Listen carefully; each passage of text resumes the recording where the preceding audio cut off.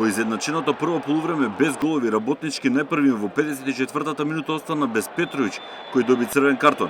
Предноста од играч повеќе Рубин ја искористи преку Караденис во 68-та минута, кој при постигнувањето на голот и се повреди. Работнички изедначи во 85-та минута со голот на Крие Ристевски.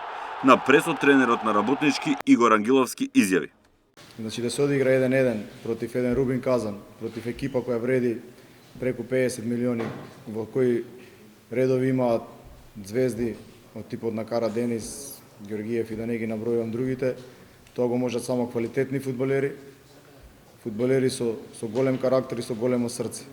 Јас сум горд на нив.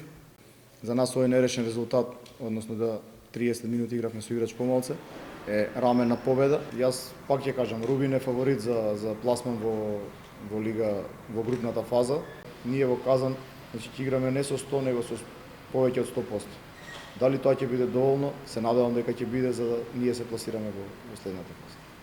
Реваншниот преворот се игра во четврток на 27 август.